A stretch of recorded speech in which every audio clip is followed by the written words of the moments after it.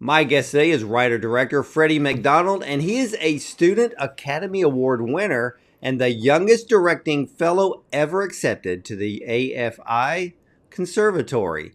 Now, his critically acclaimed feature film debut, So Torn, premiered at South by Southwest and headlined Locarno on the Piazza Grande, and So Torn was acquired by Searchlight Pictures. Now, this feature film is about a seamstress who gets tangled in her own thread after stealing a briefcase from a drug deal gone bad. And in an escalating game of cat and mouse, her different choices lead to drastically different outcomes along the way. So, ladies and gentlemen, let's welcome writer-director Freddy Macdonald and his genius of a film, So Torn, to the show. Welcome, Freddy. Thank you so much for having me. I really appreciate you taking the time to talk, and it means a lot. Man, I really, truly enjoyed this film. And I have to ask, before I get into the whole filmmaking process of So Torn, you look very young to be a filmmaker. So when did you get into film? You're too kind, and that intro was I'm blushing from that intro. You're way too kind. Yeah, I started making films at the age of 9, and I was super lucky because my dad used to run an animation studio. So at the age of 9, he taught me stop motion animation, and his name is also Fred. So it's very confusing because I'm the 5th Fred in my family, and we were always, ever since I was a kid, we were writing stuff together, and he taught me very early on. You have to tell a story with a concept. Even though I wanted to animate just a ball rolling around the floor and bouncing, he's like, no, you got to do something with a concept. You got to do something with a beginning, a middle, and an ending that subverts expectations. And so we started working together way back then, and that's why we've continued that collaboration and have been able to finally make our first feature film. Well, how old were you when you received the Student Academy Award? I went to AFI when I was 18. And so I believe that I was 21, 20 or 21, I think. These past few years have been a blur because we just came out of, it feels like this So Torn film has just consumed my life, and it's been a complete blur. So, but I think it was around then. Wow, you still look like you're 21. Thank you. This film feels like it's aged me, so I'm glad that I still look young. Well, yeah, you're definitely going to gain a ton of experience, but I'm going to ask because I really love this film. How did you come up with the idea of a character, a seamstress of all people, but with more than impressive skills? So the story of the feature is actually, I don't want to ramble too much, but it was a crazy journey because it's based on a short film of the same name. And the short film was actually my application film to AFI. And I wanted to go to any film school, really. I wanted to get in somewhere. But AFI's application prompt was to tell a story about a change of heart.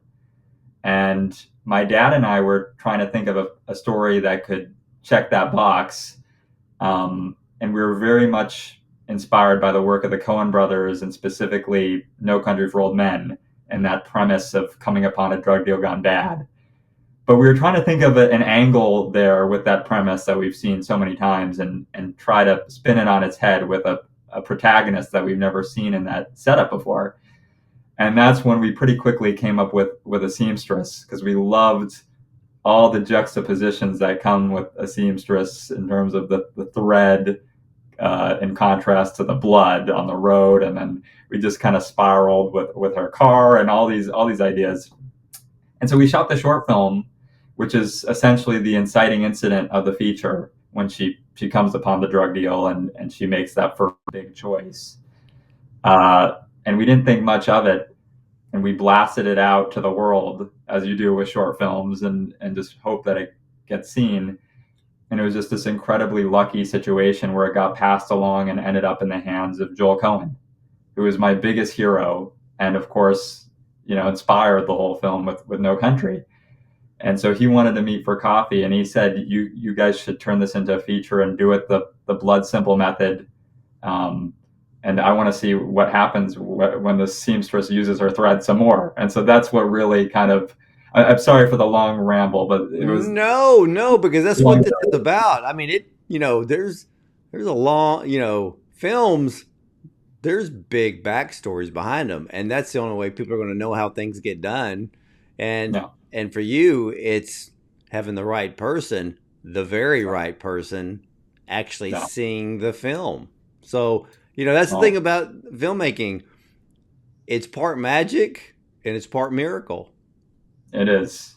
In my case, it's a lot of a lot of very lucky miracles. But yeah, we're just so honored that because you never know when you send a film out there who's going to see it, and um, so it was very humbling. Yeah, and I love short films, and that's something that I noticed with this one. Oh, This cool. film has 3 or 4 acts in which you give Barbara different choices to make.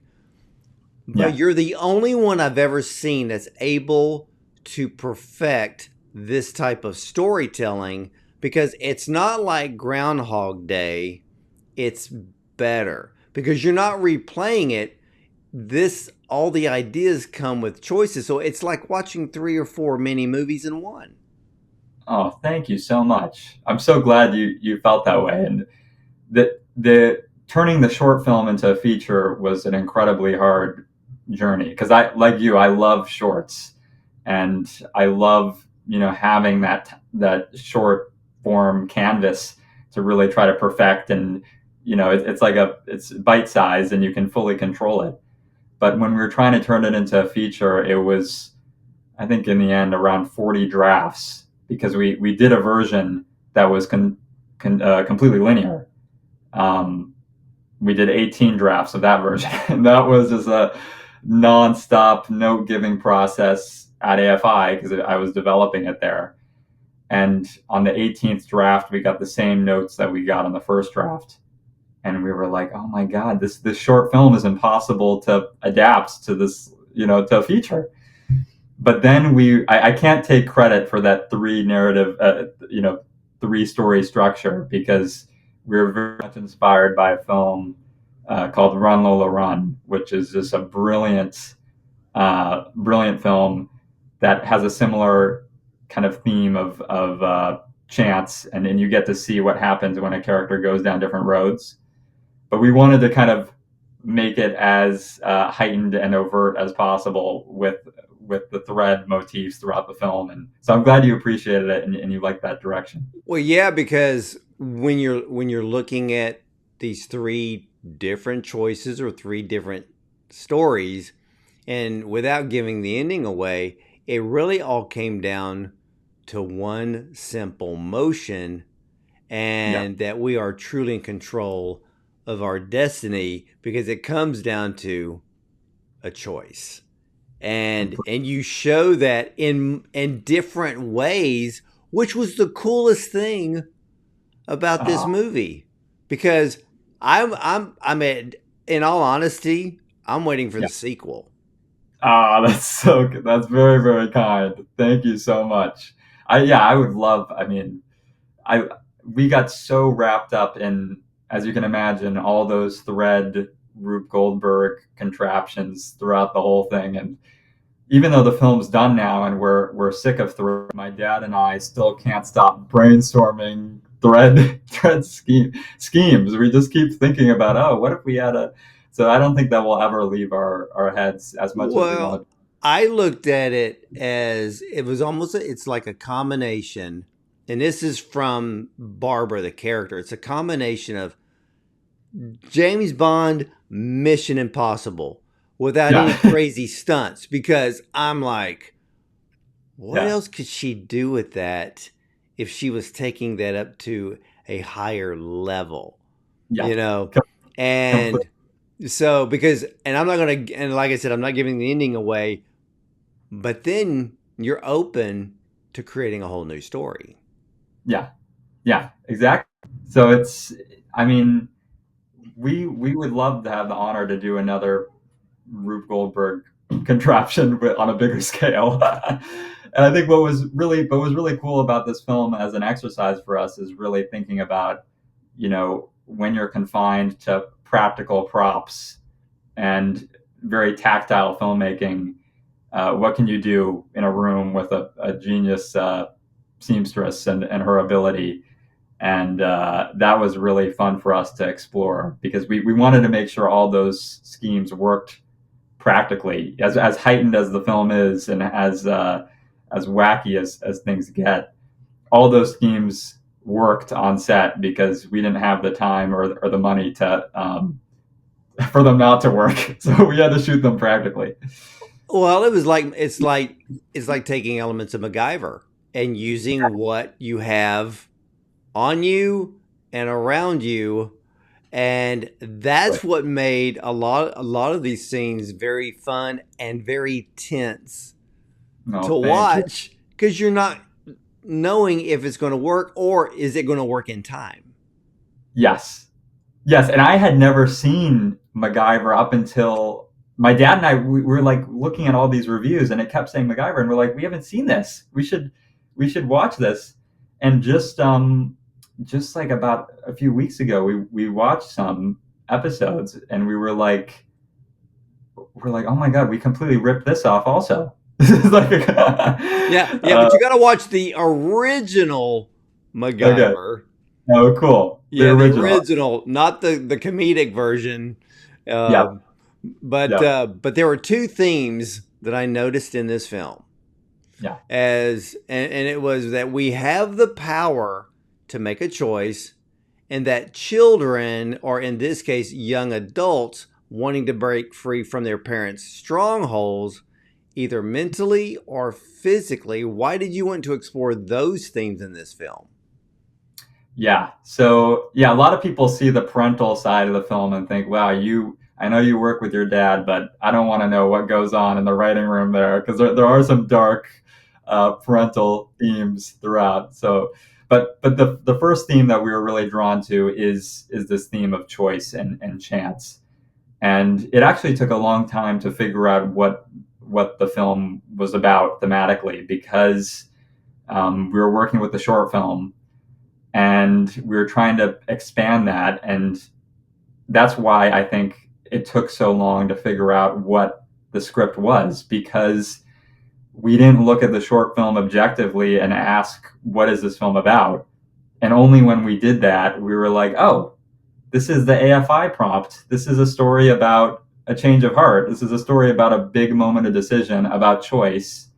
So that's how that theme developed, and we were really, of course, drawn to that. And in terms of the parental side of things, I think it just finds its way into all of our work somehow. I have a great relationship with my dad. I don't know why we like to touch on that, but our new film that we're writing also has very dark themes in that regard too. So, maybe there's something going on there. I don't know. Well, I don't know. Did your dad ask you? Well, Freddie, would you shoot me? Exactly. That's what he said, and then I did. So with thread, of course, we did a whole thread scheme at home. Yeah, But yeah, I love that. thank you so much.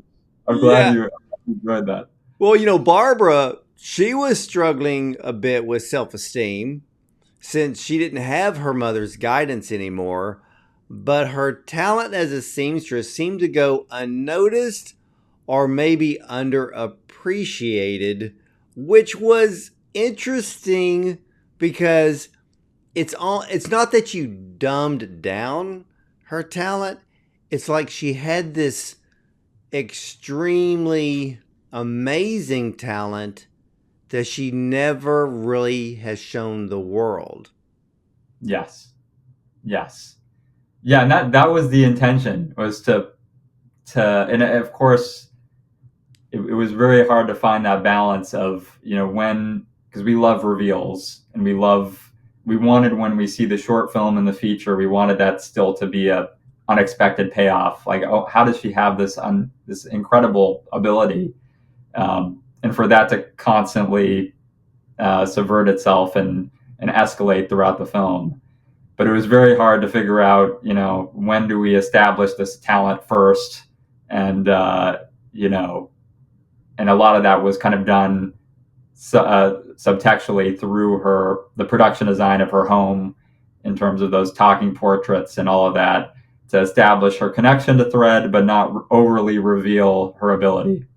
Well, yeah, and I love the way that because in a way she's like Clark Kent, Yeah, and then we get to see Superman, yeah, and but when Grace, the woman yeah, getting married, called her a stupid girl, and then yeah, all hell breaks loose on her way back to the shop in yeah, the first part to get a button, yeah, but then we see Barbara proves how much of a genius she really is.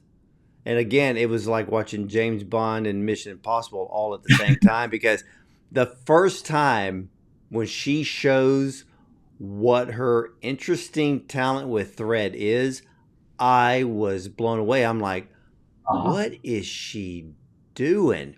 But what almost goes unnoticed is not her way of using thread. What is almost quietly and secretly unnoticed is how brilliant and smart she is. Because I'm sitting there going, she thought of all of that in a split second. And I'm like, is she some type of savant? What's the deal here? Yeah, we had to definitely, not to say, pull some strings, but we did have to do that to, hope that people would buy into, okay, you have to buy into the world. You have to buy into, in the same way that you buy into her ability, you have to buy into the heightened nature of the location, which is this strange Switzerland, timeless world, which we knew we wanted to do from the start, because we love shooting. I'm part Swiss, and so we love going to shooting stuff in Switzerland, and we have a whole team there. But we did want to kind of blur the line of, where is this film really? We wanted to capture a world that is stuck in time, because all the characters are emotionally stuck in some way. So there's a lot of things you have to buy into the film, and her ability is definitely one of them. But we thought it was worth doing that, to be able to flex our years worth of thread, playing around with thread in our backyard. So yeah, I'm glad you enjoyed that. I found her to be quietly dangerous, Yeah, because when I was watching the film, I'm like, okay, she's part genius, but is she part psycho? Because because she stays um because she's such a severe introvert, yeah, you're trying to figure out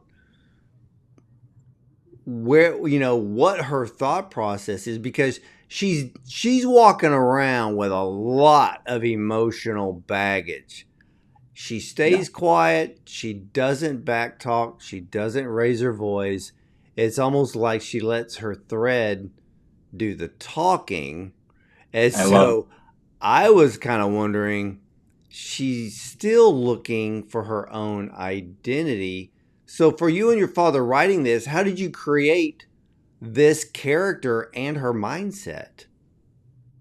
Yeah, that was also a long journey. Is um, really finding that backstory, and finding the emotional need to justify the want for the briefcase, because that's ultimately what she's doing all these crazy thread schemes for, is to get this briefcase. And of course, there's the very literal sense of her saving her fabric store that's getting shut down. But we really wanted to heighten what the store means by tightly tying it to her past and her mother, and almost make the store a time capsule that is a manifestation of her past and her mother. And once we started looking at it through that lens and really tried to find ways to externalize that visually, again, through the talking portraits and this almost web of thread that covers her bedroom, that traps her, then things really started to fall into place for us. And we were able to justify that want for the case because her emotional need was so strong and visceral. Yeah, because that's one of the things I noticed. Because in the opening scenes, when you have all of the thread going across the ceiling, she has some of those talking, the little embroidered talking portraits, and she's pulling the strings, and it's almost like she's still allowing her mother to tell her what to do. Exactly. I'm so glad that that's so cool that you picked up on that. Well, yeah, because the thing is I noticed the very first scene, then I think it was the second scene, and as I was watching the film, I kept going back, going, how odd is it for someone to be stringing thread across their ceiling? But then Yep. it dawned on me because I'm like, she's living in her mother's memorial. It's almost like a tomb, Exactly. and the lighting kind of proves that Yeah. because it's only used in natural light. I don't think I've seen. I'm trying to remember in the film. I don't think I saw once where she ever turned the light on in the shop because the Yeah. lighting was only coming from the front windows. Exactly. God, you're so good. That's so I love it. Oh, I'm not done. Oh. Yeah, I noticed some other things too, but I've got to ask first. Yeah. Sebastian Klinger was your cinematographer. How Yes. did he come? How did you two meet, or was he already part of your team? We met in Switzerland. So I went to Switzerland to high school in Switzerland, and that's when I knew I wanted to start pursuing film professionally, and that I wanted to start working with real actors and to meet a cinematographer, and start doing it for real. And we had met quite a few cinematographers there, and Sebastian was just, once we met him, we knew he was the guy because he's super young. Um, he had done quite a bit of work then, but was still very hungry and excited to work with me at the time. I think I was 15 or 16. I must have been 16, and so he was excited to start a collaboration, and we did about, I want to say, 7 shorts together, and we just developed a language with one another that we don't even really have to talk. Like when we're shot listing, we have a very similar eye in terms of what we like, and I trust him with my soul. I know it's dramatic, but he's he's phenomenal and was so torn. He operated the camera the entire film himself. He pulled focus himself. He's like, he does everything. He did all the VFX in the film. He was also producer and a location scout. So he's truly phenomenal, and I'm glad you appreciated his attention to detail and his Well, art. yeah, because for me, seeing this film, what I was trying to figure out, how did you how did you plan the shots of her running thread? I mean, think of the restaurant scene. Oh my gosh, how many thread shots are there? And then putting the sequence together for it all to work. Yeah. I mean, to me, Well, that was mind-boggling. thank you. It took a long time to shot list the film, which is actually one of my favorite parts of the process, because we basically sat in my house or occasionally cafes when we had money to get a coffee, and we literally spent months shot listing all those thread inserts, which end up being the majority of the shot list, as you can imagine, because there's so many shots of thread. And my dad and I, because we had constructed all of them, were very protective of making sure we captured every single angle of it, because we wanted to prove that this stuff does actually work. Um, and so we just spent so much time shot listing. And my colorist, my color grader, said it was actually the most amount of shots he's ever had to deal with in a feature film ever, because there's so many shots of thread, and at times it feels like a quick cutting music video. And when I was editing it, I was like, I got very sick of thread very, very quickly. Okay. Okay. I'm going to choose two scenes. How Cool. long did it take you to film the scene on the road Yeah. with the two guys in the motorcycles? And how long did it take you to film the restaurant scene? So the road scene was probably one of the most terrifying days of the shoot for me, because we went back to the exact same road that we shot the short film on. And the short film, we shot the short film on the road for on one day for no money. And my mom was at one end of the road and my dad was at the other, blocking traffic. So at least with the feature film, we had more money, so we were able to do things the right way. But the entire time shooting the short film part of the film again on the road, I was just thinking about Joel Cohen seeing the feature and not liking it compared to the short film, because we literally did things shot by shot, with, again, more money and a different actress and different actors. So I was just terrified, but we did it on one day again, even though we had more resources, and that was due to scheduling and logistically, we kind of needed it to unfold that way. So it was like I was reliving my past, my 18-year-old past, doing the short film again, and I was like, oh no. You shot all of that in one day? I mean, including the shots with Kay Callan? Oh no, so I think we spent 3 days on the road in total. But in terms of that initial set piece, The initial one was in one day. was one day. Okay, because I think if I remember correctly, Kay's shot, I think is slightly darker, and I guess Yes. possibly it was probably cloudy that day compared to the others. But Yeah. it actually played into the feel of it, though. Cool. That was the intention. That was the hope.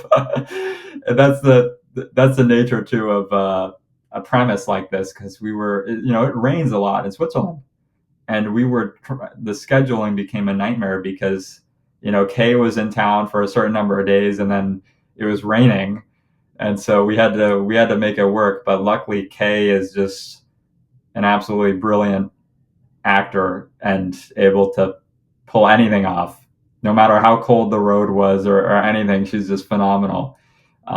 But yeah, she was able to make it work no matter any of the conditions.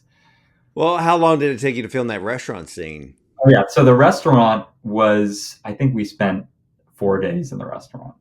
So we spent a long time in there, and that includes, of course, um, the very long monologue delivered by John Lynch and Calum Worthy, which was very stressful for me, because I was terrified of coming out of that and then going into, I don't want to spoil the film, but we have a big dance set piece along with the big thread climax.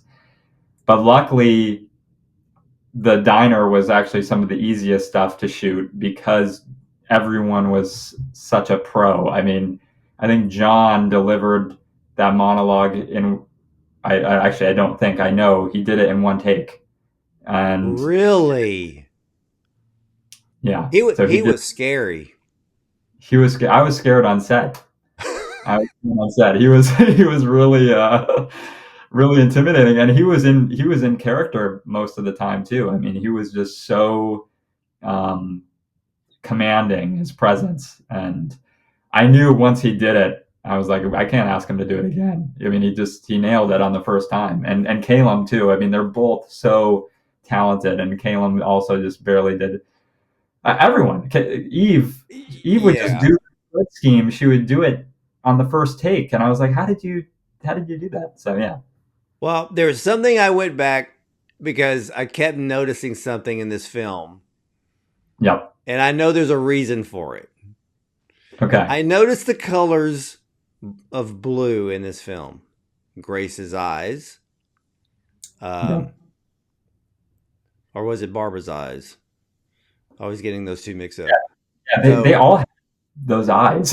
yeah, and then of course Barbara's car, Yes. Barbara's phone, Yep. sewing shop. Then Yeah. then there was even the blue tone of Grace's bedroom where she was getting ready for her wedding. And then Yep. even some of the colorization of some of the scenes have this cool blue tone. So explain.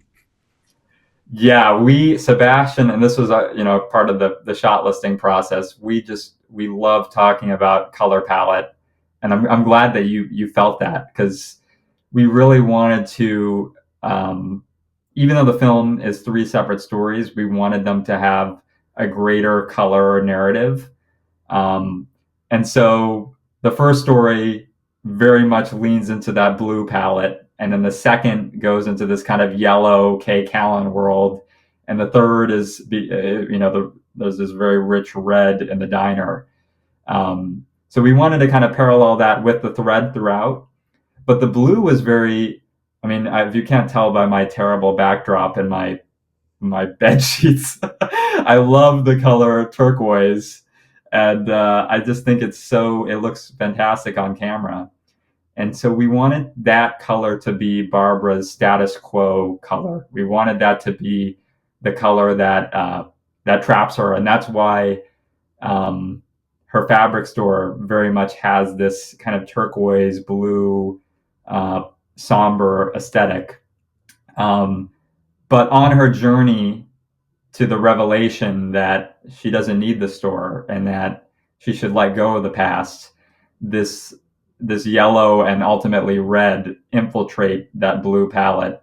And that's why, of course, the store eventually, I won't spoil it, but No, no, no. I know exactly what you're talking about. And that finally answers my question yeah, as the intro and the outro of this film, why the thread is red, yellow, and blue. Because I was yes, sitting there going, what am I missing here? They're primary colors. And that's what you used within the film to tell the exactly. story. And blue leans more towards being what we know as depression, Yeah, which completely. kind of leads into what Barbara's issues were, or her surroundings, the memory of her mother, everything had losing the shop or closing the shop. And Completely. and in a way I love the fact that she basically shut Grace up. Finally, at the end. At the very end, she finally does it. Yeah, I'm so glad that you noticed that the palette because we just spent so much time deliberating about it, and of course blue is might be the most obvious choice in representing her stuckness, but we did want to allow that ending to uh And that's what I want to bring up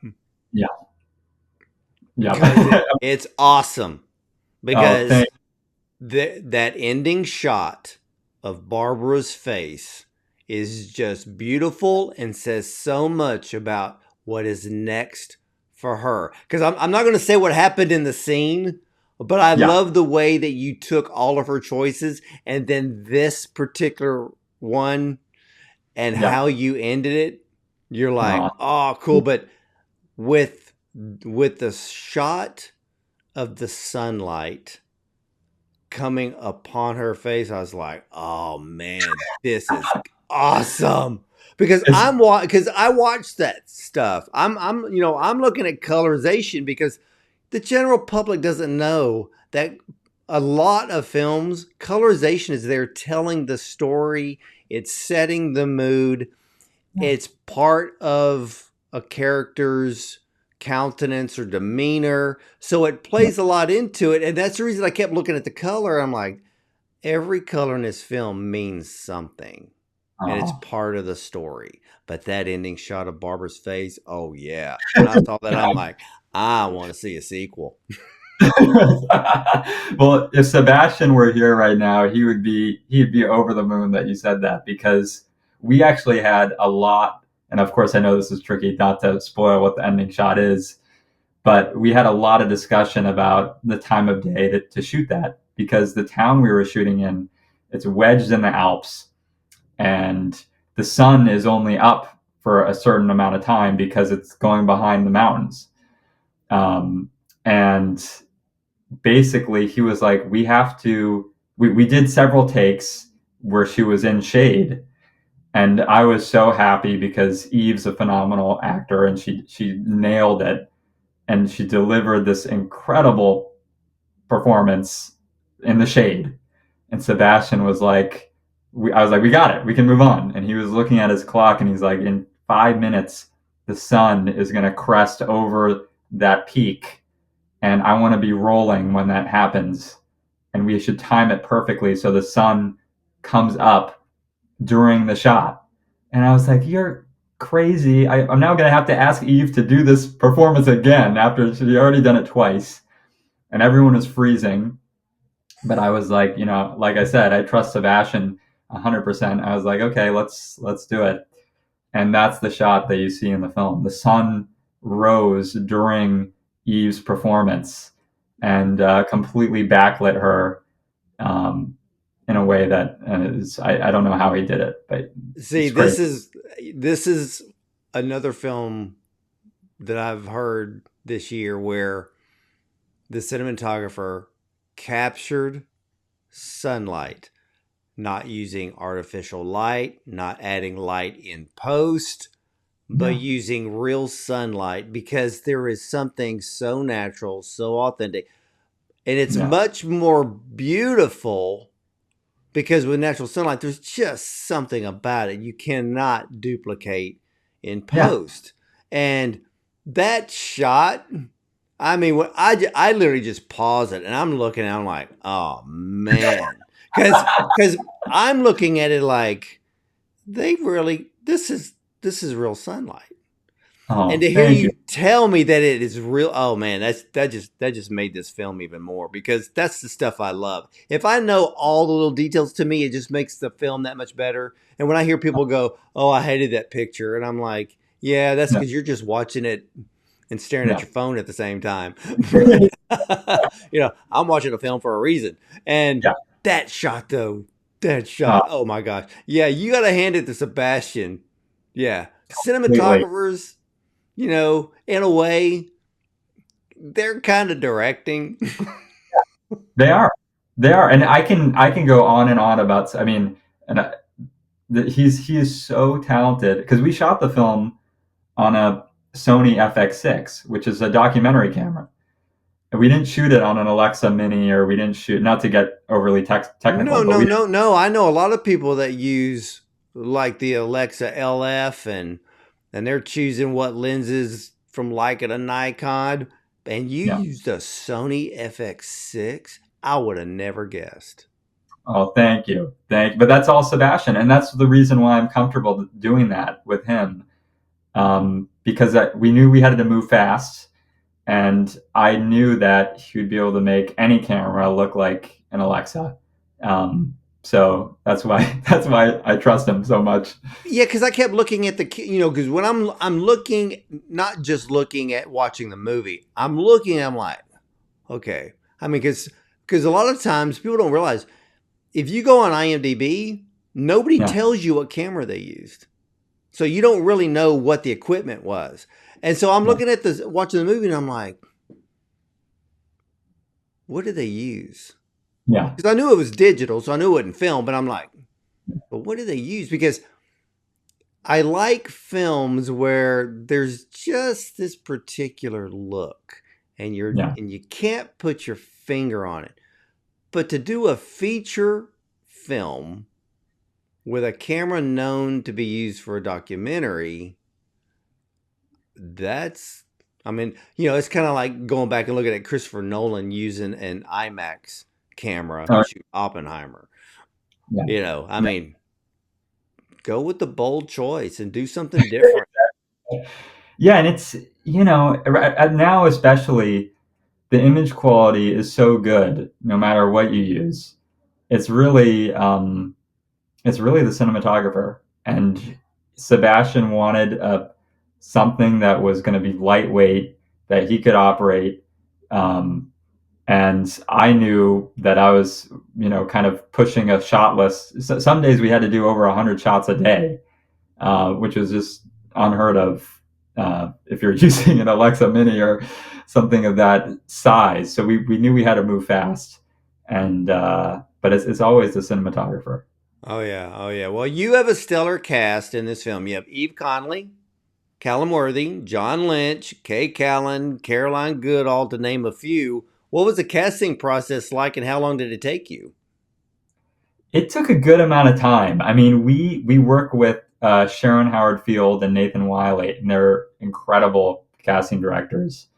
And we basically, I mean, Kay and Calum were super easy because I had worked with them in my AFI thesis film, and I developed a great relationship with them, and they were willing to fly to Switzerland and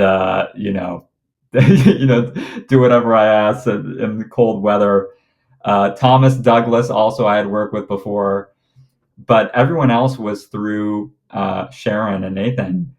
And Eve immediately grabbed our attention because I knew the film was going to be very visual in terms of her performance. And that was something that's always kind of made me a little bit nervous because so much of it is, what is her reaction saying, and what is the internal story that's going on to justify this character's sometimes absolutely absurd actions. And when I saw Eve's, when I worked with Eve over Zoom, the first thing I asked her to do was to pretend that she was driving through this drug deal gone bad in her bedroom, just to see what. And I was giving her verbal direction to see what her reaction would be, and I knew that was like an incredibly rude thing for me to do, but I needed to see if she could pull it off. And she was like, I was transported because she was driving through the crime scene, static, obviously, and her reaction was phenomenal. And the second I saw that, I knew, okay, the next thing I need to see, and again, not to spoil, too Oh yeah, much, but yeah. there's a big dance scene that happens in the film that needed to be completely improvisational, and she just absolutely nailed that all on her own, without any direction other than the music, and of course the context of the scene, which is a lot emotionally because she's doing so many things at once, technically and emotionally. So Well, she no, was no, a go phenomenal. ahead. Yeah, Oh no, she go ahead. is. Yeah. Yeah, she is. And there was something that I noticed in this film, and it's probably a combination between you and Sebastian. And Yeah. so, and correct me if I'm wrong, I didn't see, I didn't, I think it was at the 21-minute mark, Yeah. the first line of dialogue. Yeah. Why did you do that? Yeah, a lot of that comes down to the short film also, because the another thing that AFI said is that it has to have no dialogue. I So the love short, that. yeah, so the short has no dialogue, and so very early on, I knew I wanted the feature to. I think even at one point I experimented with a version of the feature that had no dialogue at all, which was very hard. So I was like, okay, that didn't work, but I really like characters that are very visual, and we wanted to do that with Barbara specifically. Also because I think her arc is very much this one of she starts off very passive and becomes active, and we wanted to feel that too, even with her words throughout the film. So we love visual storytelling, and Sebastian and I wanted to try to externalize her turmoil as much as we could those first 20 minutes.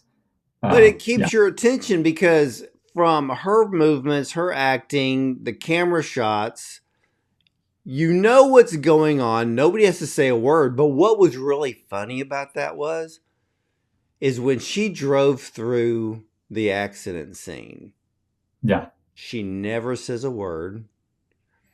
And just from the two guys from the motorcycles, Yeah. all you see is the look on their face. But the guy with the helmet on, I think he was more in fear than the other one was.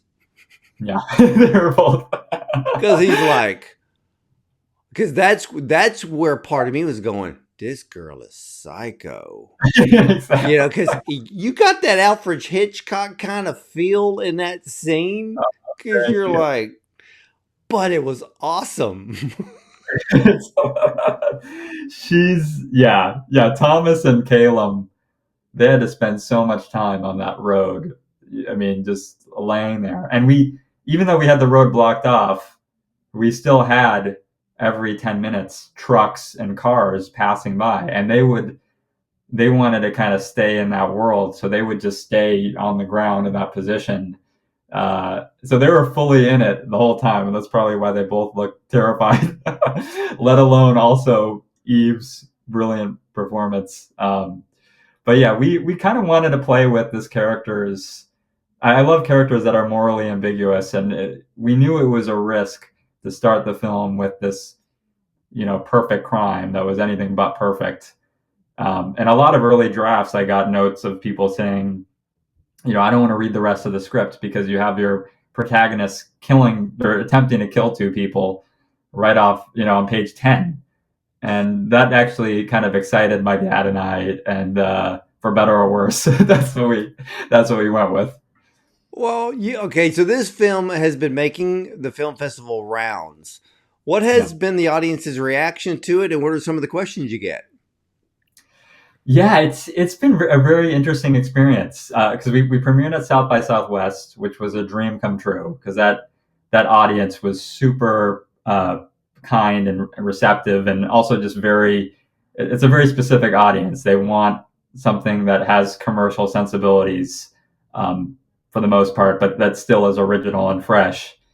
And so that was a great experience, and I was just so relieved that it went smoothly because I was terrified, as you can imagine, because I spent over 10 months editing it. I had no clue if it was any good anymore. I was like, this is just, I'm done with this.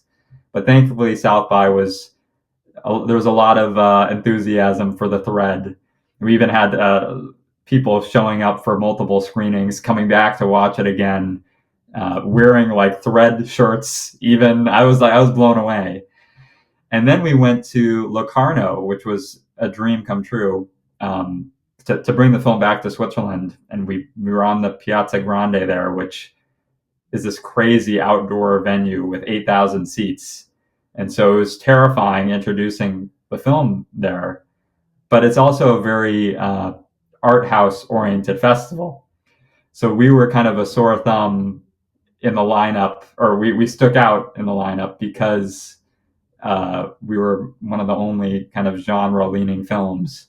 But even there, the reception was interesting. I think the Swiss people were very kind in seeing me represent Switzerland in such an odd way.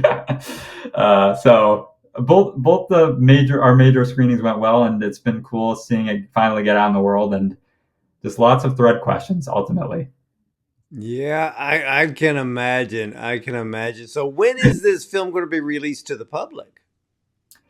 Hopefully soon. So it's being sold internationally first now, and the short film was actually bought by Searchlight. We're still waiting on our North American distributor. We have, we're still in talks there with UTA, but yeah, it's going to be out in the world 2025, and I'm just so honored that I get to speak with people like you who are so. I mean, I'm just blown away by your knowledge of film, and I mean, I'm gonna have to call Sebastian up, and he's gonna be in tears. So I'm really appreciative of all this whole experience, and feel so lucky to even have made a film. Well, when this film is available in 2025 to the public, I think you, Sebastian, and Kay are going to have to come on, and we'll do a complete roundtable on So Thorn because Kate Callan, she's a friend of both of ours. She put us together for this interview. She's just a dear friend, and I have to say, Kay really brought some physicality to her role in this film, and that really surprised me.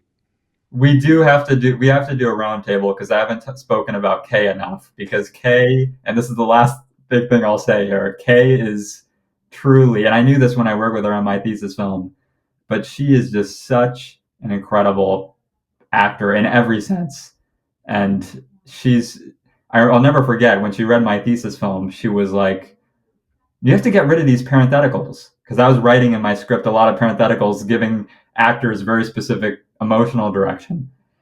And now, working with her on the feature, I understand why, because she brings something so fresh to everything she touches. And even in this role where she's playing this strange notary police woman, it's wedding officiant. It's very. She just brought something so fresh and original and a literal physicality to the role that I didn't expect at all. So we have to do a roundtable with Kay because I just love hearing her talk because she's phenomenal. Yeah, she is, and the thing that impresses me about Kay though is she does not hold back if she likes a film or if she doesn't, and she'll tell you why. Yeah, she Which is will. what I love because I'm like, I want to know what somebody else is thinking. Like if I send her a film, I said, check this one out, and she'll come back. She goes, yeah, that was nice, but yeah, and I'm like, oh, okay. So let me think about Yeah. that, and then she tells me you need to go see this one. Yeah, I mean she's begging me to watch Amelia Perez. So Oh, she loves it. yeah, Yeah. yeah. So I want to see it, but I got to get through all these Oscar shorts first. Yeah, exactly. She loved it. I still haven't seen it, but my parents watched it and they really liked it, but they didn't love it as much as she did. And so she was like, "You guys have to rewatch it again." And I'm gonna watch it now. But her film knowledge is so Oh. incredible. It's like I send her everything because she's so talented. Yeah. She told me, she goes, when you come out here, you got to come to my house and we're gonna sit here and we're gonna watch film. Exactly. I'm like, I hey, love it. yeah, I'm all for that. We could have a big so torn party or something. Yeah, But we should. ladies, what now? We should do that. We should. Yeah, we ought to because again, I love this film. And ladies Oh, and gentlemen, So Torn. It's about a seamstress, no pun intended, or maybe there is a pun intended, who gets tangled in her own thread after stealing a briefcase again from a couple of drug dealers, and the whole deal goes bad. But in an escalating game of cat and mouse, it's her different choices that lead to drastically different outcomes along the way. Now, I loved this film because the creativity of the script and to see it all play out on screen.